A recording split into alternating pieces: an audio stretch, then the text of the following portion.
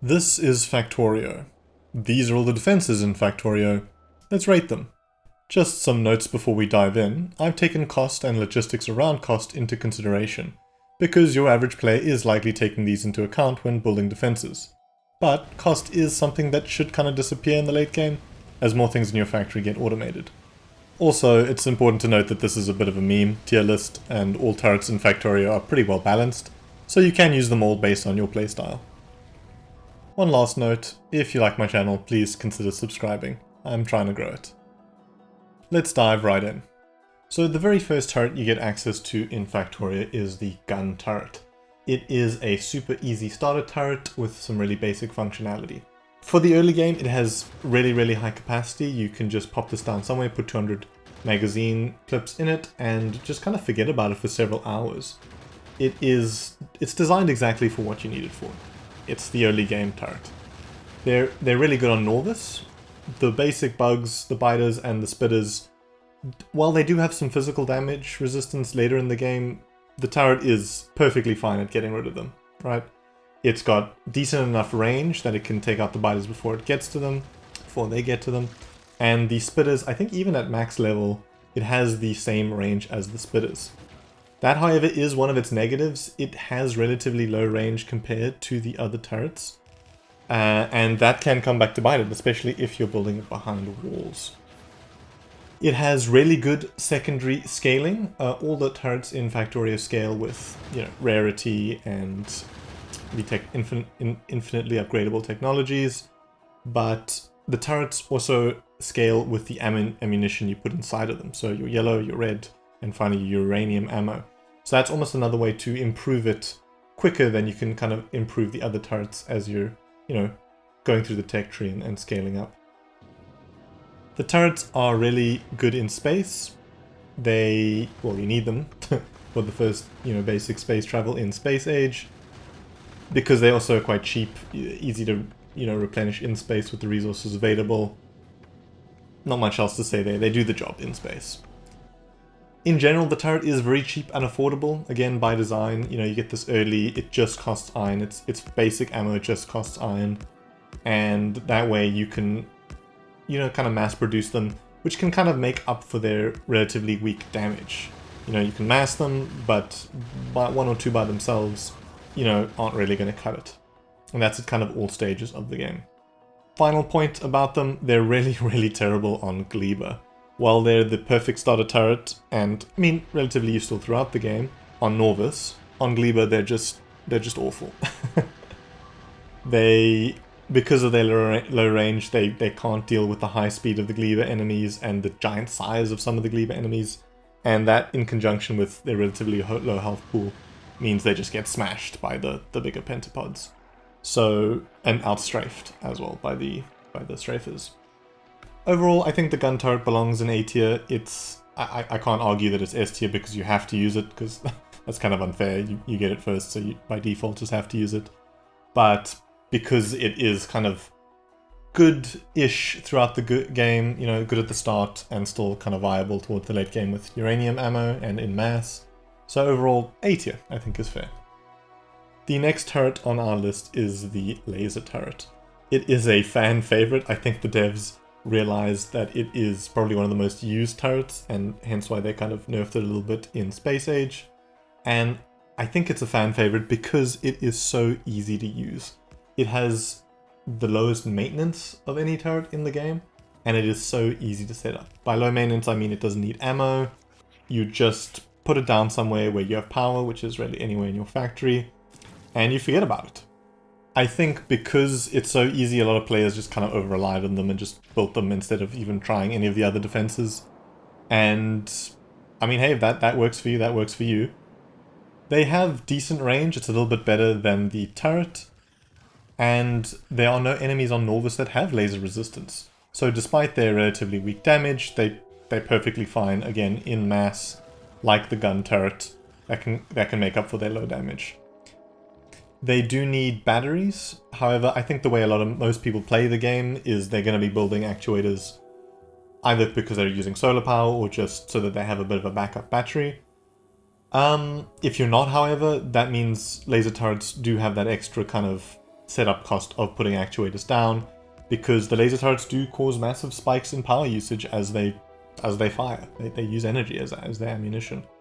And this it's not really a massive point, but I mean, if you're over-relying on them and you're not building actuators to keep up, you could have spikes where your base shuts down for a couple of seconds as your laser turrets fire, or the laser turrets are maybe inoperable for a few seconds because of that spike, and you don't have the capacity for them. They are not great in space. I think they're actually terrible in space. All the asteroids have pretty high laser resistance. I think the devs knew that people would just pop them on rockets because they don't, they're easy, and they didn't want that, so they just gave the asteroids laser resistance. And then finally, similar to the gun turret, they're also pretty terrible on Gleba. All the pentapods have laser resistance, so they really, even with their increased range, they're just not really viable on Gleba. The laser turret kind of sits in B tier, in my opinion. You could argue that it's A tier, maybe some people even will say S tier. Probably S tier before Space Age, but I'd recommend actually trying to play without it, because it's so easy that you can very easily over-rely on it and kind of get lazy with your defenses and not try out the other defenses. And that kind of holds back the player a little bit in a lot of ways. So I'm going to put it in B tier. Next up is probably one of the more unused turrets, the Flamethrower turret. I think people see that it needs oil and it's not, oil that you can put in by barrel, or with solid fuel you have to put a pipe to it. I think people see that and they're just like, ugh, I'm not going to bother with that, and just don't use it. But the Flamethrower is actually really, really powerful. It has incredibly high damage, and it's incredibly good on Norvis. It makes short work of the bugs, and you really only need maybe 1 or 2 per, defense point. It doesn't need to be massed like the other turrets.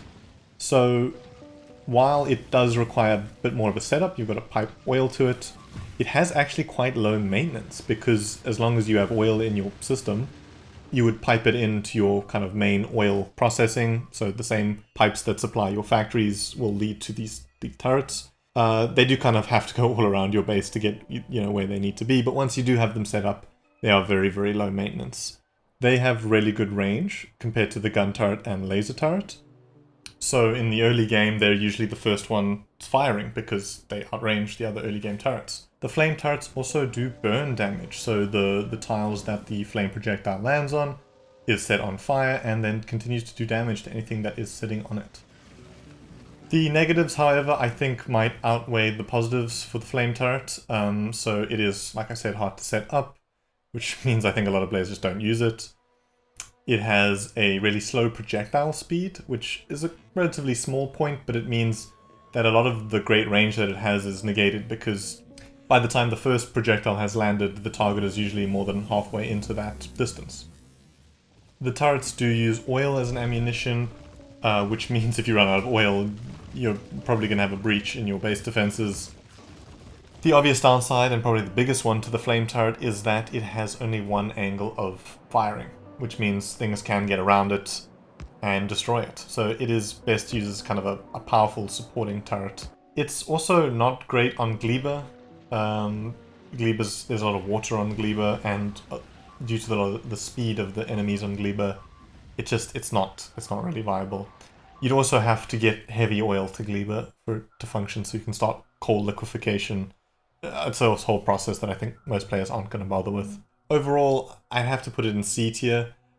I really enjoy using them. I've used them a lot in my most recent playthrough, but they're very limited, and you can kind of just do without them. Yeah, strong C tier. The next turret, and spoilers, maybe the best turret in the whole game, depending on who you ask, is the artillery turret. It has absolutely insane range. Just right off the bat, it is the longest range turret in the entire game.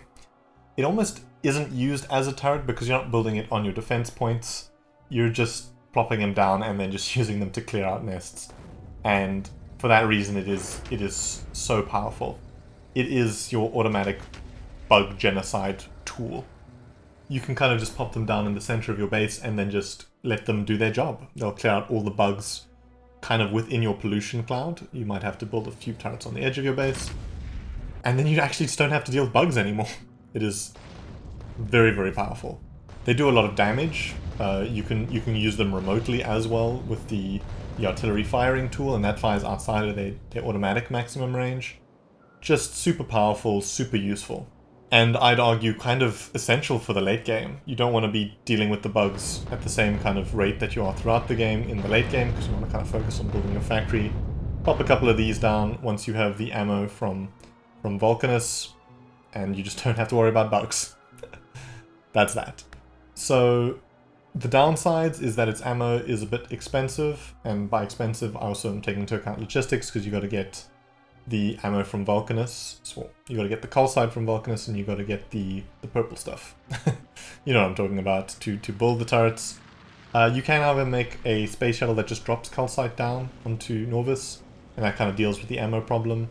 The turret has worse scaling than the other turrets because the upgrades for it, the technology upgrades for it, only increase it by 10% with every level. And I believe it's more for all the other upgrades. So it doesn't scale as well, but you can just build more of these and that kind of solves that problem.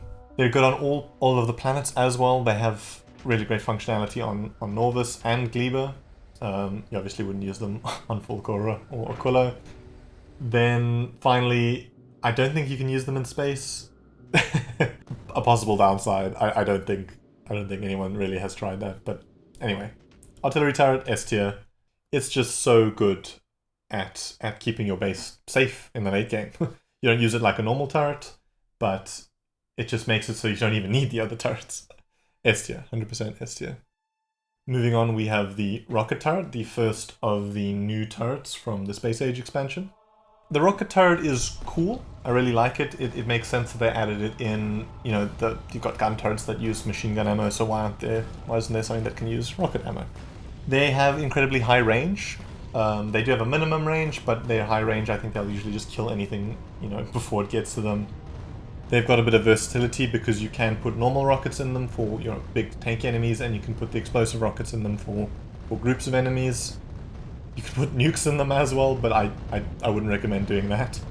They're good on all the planets. They're great on Norvis, and they're really, really essential on Gleba, actually, for killing the bigger pentapods.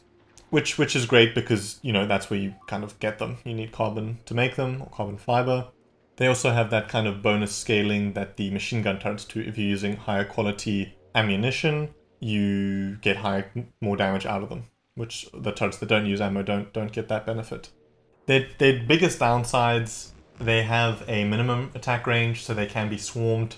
They do need to be used with other turrets because of that. They also, if you're using explosive rockets, do splash damage, which can come back to bite you.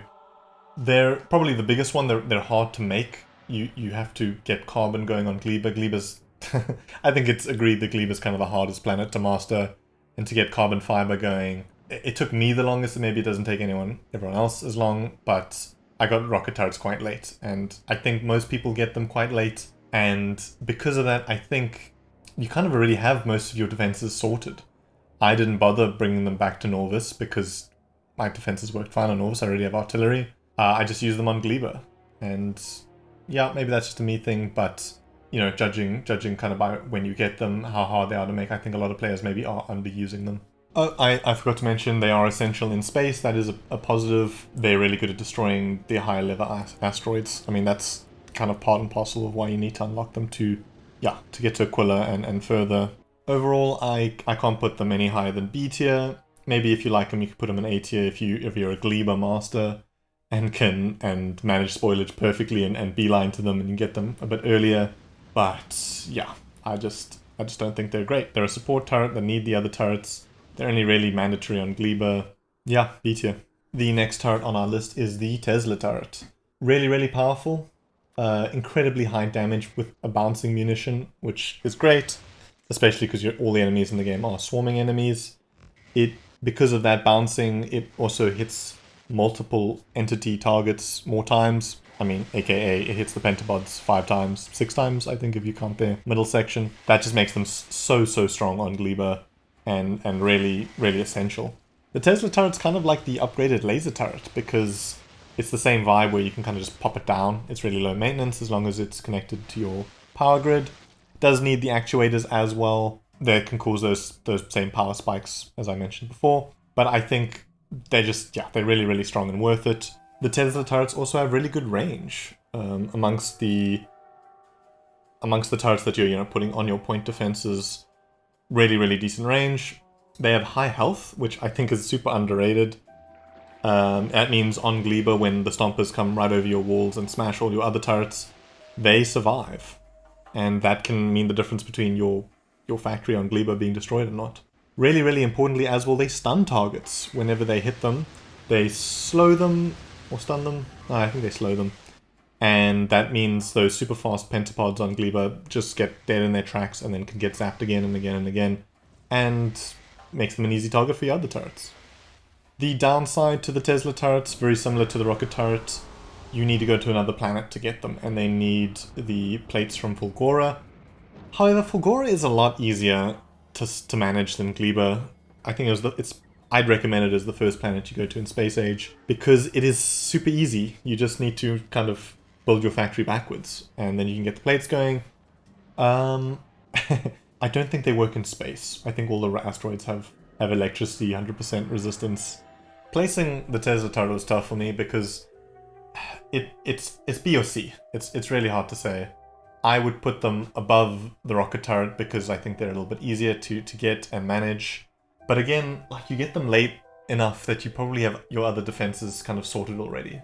Unless you're going and replacing your defenses or building a lot of new defenses, you're likely not going to use the Tesla turret all that much. Although, I would recommend newer players try it out. I want to put it in... It needs to be above the rocket. I think maybe put the rocket down to C tier, and then the Tesla turret goes to B tier, because I think it's better than the rocket turret because of its ease of use. The last turret that we have to talk about is the Railgun turret. This is probably going to be a slightly controversial opinion. I'm going to slam it right into D tier. It's going right at the bottom of the list. Worst turret in Factorio. Yeah, it's great. Look, it does a lot of damage. It's probably one of the most powerful turrets in the game. It has insane range. It decimates anything you put it up against. It's essential for getting to the Shattered Planet.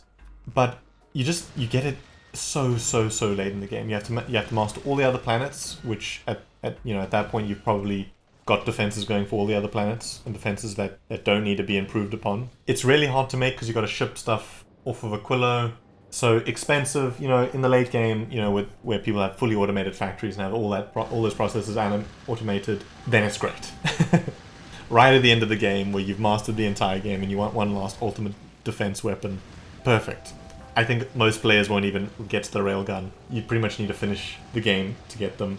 A perk, in their favor, you do need them to actually finish the game. I don't think people play Factorio to finish the game, but if you are trying to get to those last objectives, you need them. Yeah, I don't know. D tier. Tell me I'm wrong in the comments. Moving on to kind of the other defenses in the game. You probably saw them at the bottom here and have been eyeing them. I mean, I kind of have to talk about them. They're defenses. You use them to defend your factory.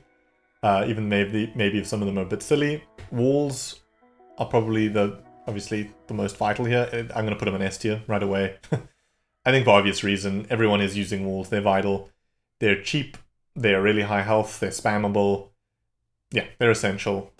Potential negatives of them, they're only really good on Norvis. I do see people using them in spaceships as well. I didn't. But on Gleba, they're close to useless because they only block the smallest little guy. They don't block the big ones. And, also another negative, I guess, that you need the other defenses with them. They're a support defense. You can't just have walls defending your base. I guess in general, all the defenses kind of need each other. Regardless, though, I don't think we're going to move walls from S tier. Absolutely essential for most players. Mines. If you're on the Factorio subreddit, you'll know why these are going straight to D tier. Really decent damage, I guess. They have to be paired with robots to kind of replenish them. Otherwise, they don't replenish themselves. When you have that all set up, the automated bots, they're low maintenance.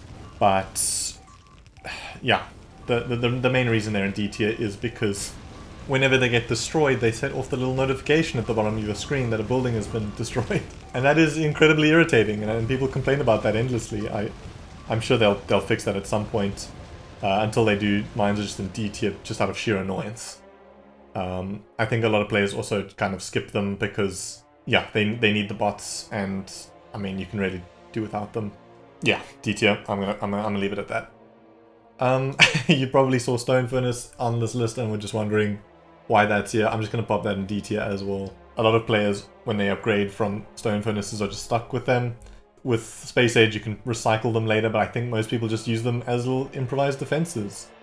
And they're kind of, yeah, cheap walls, I guess, because you're not using them for anything else.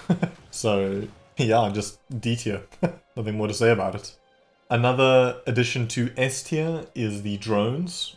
I don't think there's any argument there. They're absolutely vital in your defense ecosystem. They themselves don't do the damage, but they are carrying repair packs to repair your walls and your turrets. They carry ammo to all your turrets that use ammo.